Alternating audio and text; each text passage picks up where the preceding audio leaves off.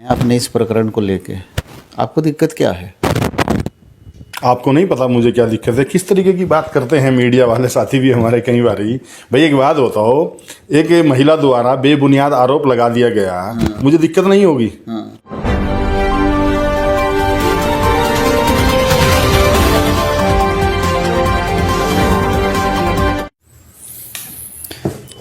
नमस्कार, मैं वकील अहमद, आप देख रहे हैं आज भारत। न्यायालय एक ऐसी प्रक्रिया है और एक ऐसा मकाम है कि जिस किसी को प्रशासन से या सरकारों से न्याय नहीं मिल पाता तो वो न्यायालय की शरण में जाता है।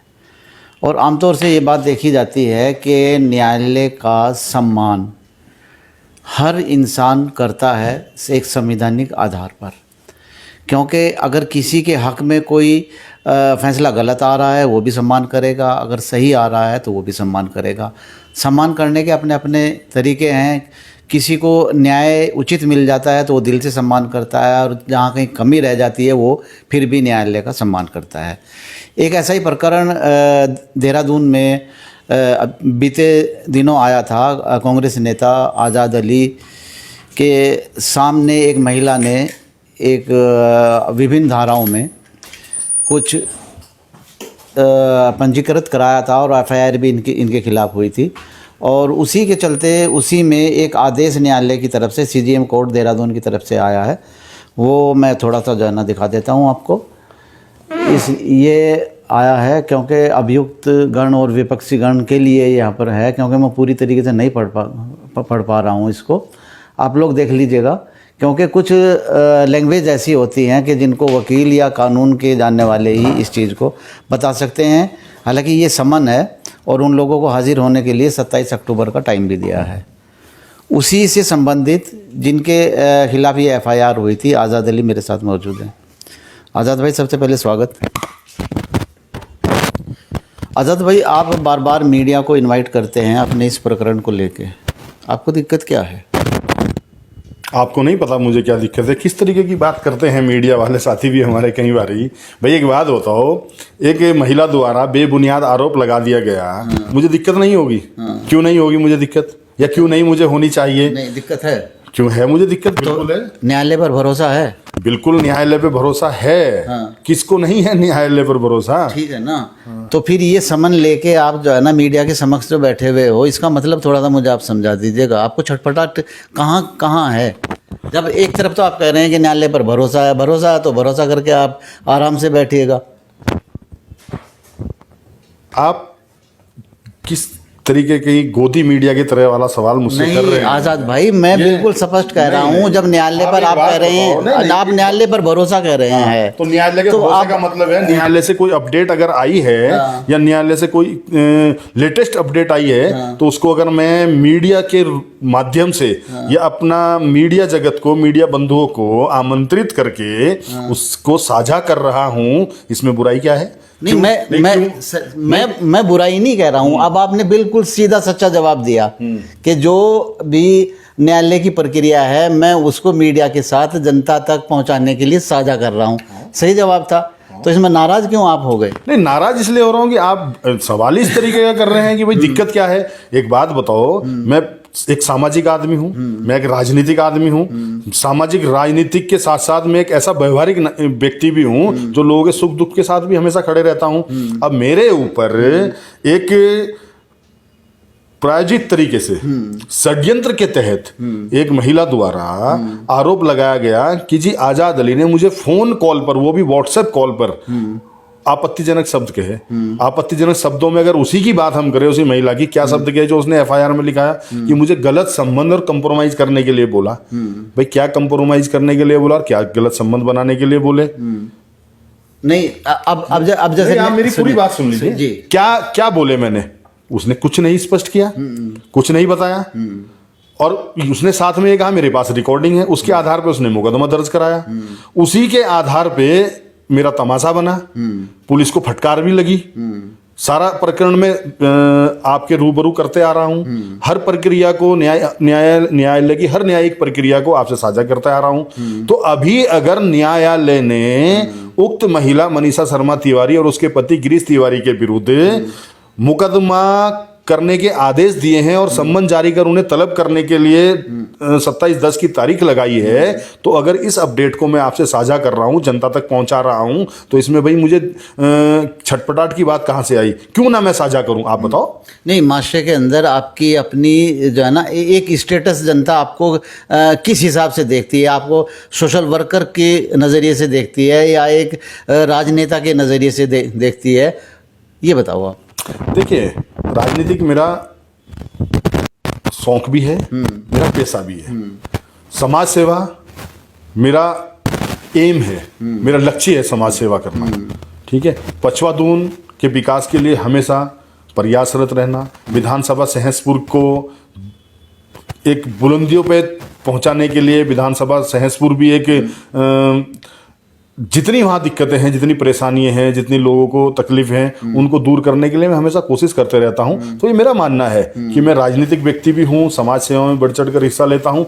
अब इसको आप मीडिया वाले किस नज़रिए से देखते हैं? आप कह रहे हैं कि भाई जो आपने मेरे पे अभी सवाल किया, ये तो आप देखिए, ये तो जनता बताएगी, ये तो आम लोग बताएंगे ना कि मैं क्या हूँ। तो जो भी मैं हूँ वो किसी से छुपा हुआ नहीं है, और मेरा लक्ष्य सिर्फ और सिर्फ पछवा दून का विकास, विधानसभा सहसपुर का विकास और जनता के हितों की लड़ाई को लड़ना है, जिसके लिए मैं ना कभी पहले रुका, ना मैं अभी रुका हूं, ना मैं आगे रुकूंगा। इसके लिए मैं हमेशा प्रयासरत रहूंगा। और रही इस तरीके के आरोप प्रत्यारोप या इस तरीके के षड्यंत्र की बात, तो मैं इनसे भी रुकने वाला नहीं हूं, क्योंकि मेरा पूर्ण भरोसा न्यायालय पर है और न्यायालय हमेशा न्याय ही करता है। और न्यायालय के माध्यम से ही उक्त महिला को और उसके पति गिरीश तिवारी को अगर सम्मन जारी कर तलब करने के लिए कहा है, तो न्यायालय को जरूर मेरी गुहार पे लगा होगा कि उन लोगों ने मेरे साथ गलत किया है। तो मैं पहले भी कह चुका हूं और आगे भी आपको इस बात को स्पष्ट कर रहा हूं कि दूध का दूध और पानी का पानी जल्द होगा। और इसमें किसकी क्या भूमिका रही है? चलिए, मैं भूमिका का पर जनवाद में आता हूँ। चलिए, आज़ाद अली ने वाकई एक बात तो बड़ी ही अहम कही है कि कुछ भी हो जाए, लेकिन ये अपने सहसपुर विधानसभा और वहाँ के रहने वाले लोगों के लिए हमेशा दिन रात 24 घंटे तैयार हैं, सिर्फ इसलिए कि ये एक समाज सेवा के तौर से उनकी समाज सेवा करना चाहते हैं। चलिए, अब आप बात आ गई कि किसकी क्या भूमिका रही। बातों बातों में फिर वही बात जो है ना आज़ाद भाई निकल जाती है, क्योंकि पक्ष विपक्ष आपके ऊपर जो है ना कुछ आरोप भी आपके जो सरकार में बैठे हुए कुछ लोग हैं उन्होंने लगाई है लाइव डिबेट में, और उसका जवाब भी आपने उनसे मांगा था। तो आपको लगता है कोई जवाब आया? अगर नहीं आया तो क्यों नहीं आया? आपकी क्या प्रतिक्रिया है? देखिए, आप सारी चीज़ों से भली भांति सब जानते हैं। रही भूमिका की बात, पहले मैं आपके इस क्वेश्चन का आंसर दे दूं। भूमिका किस की इसमें क्या रही है और कौन कौन इस षड्यंत्र के पीछे हैं, उसका बहुत जल्द समय आएगा। और जैसे मुझे इन सारे मामलों से दिक्कत हो रही है, मुझे उन लोगों से भी दिक्कत है। तो मैं उनकी दिक्कत, अपनी दिक्कत के साथ साथ उनकी दिक्कत दूर करने के लिए उन चेहरों का भी बहुत जल्दी पर्दाफाश होगा और उन सभी षड्यंत्रकारियों का भी होगा। और मैं आपको हर प्रक्रिया, जो भी प्रक्रिया इसमें होगी, मैं जरूर आपको अवगत कराऊंगा और आपके माध्यम से जनता को भी अवगत कराऊंगा। पहला तो मेरा जवाब ये। दूसरा, आपने क्वेश्चन किया है कि भाई वो सत्ता में बैठे, उसके लिए शायद मेरे याद है अच्छे से, आप ही के इस न्यूज चैनल पर मैंने उस प्रवक्ता को चैलेंज किया था, अगर उसके पास कोई साक्ष्य हैं वो साक्ष्य दे, नहीं है इस्तीफा दे। साक्ष्य दे पाता है, हम इस्तीफा देंगे, हम संन्यास लेंगे राजनीति से आजीवन के लिए। लेकिन उस व्यक्ति की चुप्पी शायद यही कहती है कि उससे भूल हुई या धोखा हुआ या किसी गलतफहमी में उसने ये सब बोल दिया, या ये कह लीजिए वो देखते ही नहीं क्या वो समाज में चल क्या रहा है, वो कुछ देखते ही नहीं। क्योंकि उससे लगभग 15 दिन पूर्व, 10-15 दिन पूर्व ही में माननीय उच्च न्यायालय द्वारा कार्यवाही स्थगित किए हुए की पूरी न्यायिक प्रक्रिया को आपके समक्ष रख चुका था।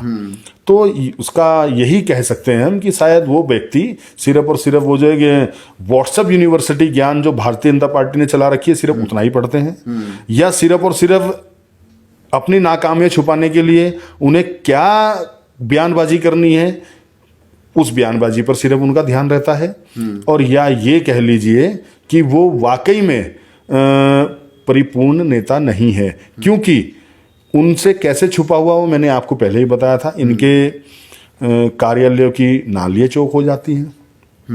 काहे से चौक होती हैं वो आपको पता है, इनको भी पता है, ठीक है। इनके नेताओं के ऊपर किस किस तरीके के आरोप क्या क्या वो इनको पता है। वो तो छोड़िए, रोडों के क्या हाल हो रखे हैं, पुल गिर रहे हैं, मुख्यमंत्री बदले जा रहे हैं, ये नहीं इनको दिखाई दे रहा। तो एक अच्छा नेता और अच्छा वक्ता वही है जो स्वीकार करे, वो स्वीकार करें कि यह फेल सरकार है, और नहीं स्वीकार करते आने वाले समय में जनता बताएगी इनको। चलिए ठीक है, वो जो है ना वो, अच्छा आप दूसरे मैटर पर आते हैं, विरोधी। हाँ जी। एक तो दिखता है, एक नहीं दिखता है। हाँ जी। तो आपके सामने है ना कौन सा ऐसा विरोधी है तो आपको दिख भी रहा है, नहीं भी दिख रहा है, और उनके लिए किस तरीके से आप सामना करोगे? क्योंकि रिजल्ट आपके सामने आया है, क्योंकि आप कांग्रेस में अच्छे पद पर थे। देखिए, कुछ ऐसे भी होते हैं लोग जो चोर मार करते हैं। तो ऐसे साथी हैं हमारे जो चोर मार कर रहे हैं, और उन्होंने की है। लेकिन इस चोर मार और इस षड्यंत्र और इसमें ये भी किसी से छुपा हुआ नहीं है कि वो नाकाम हो चुके हैं। उनकी नाकामी आपके सामने है। और रही इसकी बात कि भाई हम अच्छे पद पर थे या हम एक अच्छे तरीके से अपनी पार्टी की सेवा कर रहे थे, तो मन में, हमारी भावनाओं में, और हमारे साथ जो हजारों लोग जुड़े हैं उनके, वो कहीं ना कहीं समर्पित वाकई में कांग्रेस से रहे हैं, कांग्रेस के लिए रहे हैं। तो उसका दोषी मैं नहीं हूँ भाई। ये हमारी पार्टी को देखना चाहिए था कि एक आरोप लगा है, इसमें कितनी सत्यता है, कितनी नहीं है। तो उस समय के वर्तमान हमारे प्रदेश अध्यक्ष प्रीतम सिंह जी महान नेता हैं, मैं उनको महान ही कहूँगा, कि वो किसके कहने पर उन्होंने इस तरीके का उस समय आनंद फानंद में डिसीजन लिया, किसके कहने पर उन्होंने इस तरीके का निर्णय लिया, या क्यों वो अपने ही सिपाही को कमज़ोर करना चाहते थे, या क्यों वो ऐसा करके कुछ अपने सहयोगियों को, अपने साथियों को खुश करना चाहते थे, या किस के दबाव में उन्होंने ये सब किया। इसका जवाब माननीय प्रीतम सिंह जी ही दे सकते हैं, क्योंकि अब वह प्रदेश अध्यक्ष भी नहीं है। उस समय उन्हें हटाने का, रखने का बड़ा अधिकार था, अब उनसे भी यह अधिकार छीन चुका है। अच्छा, एक चीज़ बताओ जाना आज़ाद भाई, आपको वो लोग ये मानते हैं कि आज़ाद अली के अंदर तो लीडरशिप क्वालिटी है ही नहीं। अब वो कौन लोग हैं, जरा उनके आप हमें नाम भी बता दें। और या ये सिर्फ और सिर्फ आपका, फिर वही कहूंगा मैं, गोदी मीडिया की तरह का इस तरीके का सवाल है। आज़ाद अली की लीडरशिप को तो माननीय इस प्रदेश के सबसे बड़े नेता जो हैं माननीय हरीश रावत जी, वो भी स्वीकार करते हैं। तो आज भी आप उनको दिल से मानते हैं? किनको? हरीश रावत जी को। मैं हर उस लीडर को मानता हूं जिसके अंदर काबिलियत है। ठीक है, क्यों नहीं मानेंगे हम? तो आपने ये कैसे कह दिया कि भाई आज़ाद अली को वो लोग लीडर ही नहीं मानते? अब हरीश रावत जी से बड़े नेता तो वो हो नहीं सकते। अभी हाल ही में आपने इसी मेरे प्रकरण के जब माननीय उच्च न्यायालय ने पूरी प्रक्रिया को स्थगित किया, पूरी कार्यवाही को स्थगित किया, तो कुछ मीडिया के साथियों ने ही हरीश रावत जी से सवाल किए, मैंने देखा वो मीडिया में और सोशल मीडिया में। तो हरीश रावत जी ने खुद से कहा है, हाँ हमारे मजबूत सिपाही हैं, हमारे नेता हैं, और उनके साथ उस समय गलत हुआ। और हरीश रावत जी ने ये भी कहा कि उस समय का चलन उस समय के प्रदेश अध्यक्ष का गलत था। तो अब हरीश रावत जी से ऊपर क्या इस प्रदेश के लिए राहुल गांधी जी आकर बोलेंगे कि वो गलत हुआ था? ठीक है। अच्छा, ये दूरियां नज़दीकियों में कब तक बदलेंगी? देखिए, अब जो इशारा आप कर रहे हैं, ये जो दूरियां नज़दीकियों में बदलने की आप बात कर रहे हैं, ये अभी इसके लिए थोड़ा समय है। और जैसे इसका समय आएगा तो इसका सही समय पे फिर मीडिया को बुला के बता दिया जाएगा। देखिए, मीडिया हमारा चौथा स्तंभ है। देश प्रदेश के किसी भी विकास और किसी तरीके की भी किसी भी आवाज़ को उठाने के लिए, और देश के लिए जैसे 4 स्तंभ बताए जाते हैं, तो उस 4 स्तंभ में एक मीडिया स्तंभ है। तो इस मीडिया को हम जरूर आमंत्रित करते रहेंगे, और मीडिया से कभी हम छुपेंगे नहीं। और एक अच्छे लीडर की, और एक मजबूत लीडर की, और एक साहसी लीडर की यह पहचान है, वो कभी मीडिया से छुपता नहीं है। हालांकि मेरे लिए छोटा मुंह बड़ी बात हो जाएगी अभी, लेकिन ये लोकतंत्र है।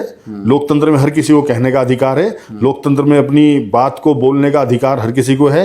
वो कहीं ना कहीं मोदी जी मीडिया से छुपते हैं, कहीं ना कहीं मोदी जी मीडिया से सामना नहीं करते हैं। उसी राह पर बहुत सारे भारतीय जनता पार्टी के नेता पूरे देश में प्रदेश में चल रहे हैं। तो हम ना तो ऐसे किसी नेता की प्रेरणा लेकर चल रहे हैं और ना ही ऐसे किसी नेता से हमने कभी ऐसी प्रेरणा ली है। तो हमारे नेता भी, चाहे वो राहुल गांधी जी हों, क्योंकि हम कांग्रेसी तो रही हैं, चाहे हरीश रावत जी हों, वो कभी मीडिया से नहीं छुपे हैं। तो हम भी कभी मीडिया से ना छुपे हैं ना छुपेंगे, क्योंकि मीडिया हमारा चौथा स्तंभ है। तो शहसपुर में एक अकेला ही शेर रहेगा?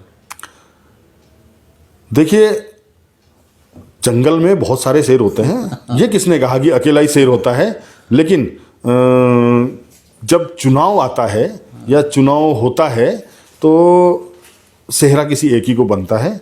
तो मेरी उम्मीद है मेरी जनता से, मेरे सहसपुर वासियों से, कि अगर उन्होंने मुझे मौका दिया वाकई में मैं विधानसभा सहसपुर में कि मैं शेर हूं, ये उन अधिकारियों को जरूर बताऊंगा जो आज सहसपुर विधानसभा का विनाश करने में लगे हैं। चलिए, बहुत बहुत शुक्रिया आज़ाद भाई।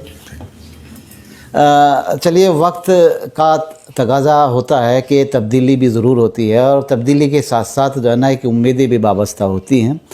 आज़ाद अली से मेरी बात हुई, बड़ी बेपाक बात हुई हैं और इसके साथ साथ तीखी भी बातें हुई हैं। आप लोगों को वो सब चीज़ें जो है ना अगर पसंद आती हैं या आएंगी ज़रूर, तो इसको ज़रा आगे शेयर ज़रूर कीजिएगा। लेकिन एक कॉन्फिडेंस और एक जो है ना मजबूती दिल और दिमाग के अंदर ये ज़रूर है कि एक भरोसा न्यायालय पर है। और कुछ विरोधियों ने जैसा इन्होंने कहा है कि षड्यंत्र के तौर से इनको उलझाने की कोशिश की गई है, लेकिन उन लोगों की मंजिलें शायद ज़्यादा देर में नहीं मिलती, लेकिन एक उम्मीदें ये रहती हैं कि जल्दी ही मिल जाती हैं, जो लोग हिम्मत नहीं हारते हैं। आज़ाद अली ने आज साफ तौर से इस बात को कहा है कि उम्मीदों पर वाबस्ता हैं, आगे आने वाला कल इनके लिए अच्छा होगा। अपने सहयोगी आरपी सिंह के साथ मुझे दीजिए इजाज़त। नमस्कार।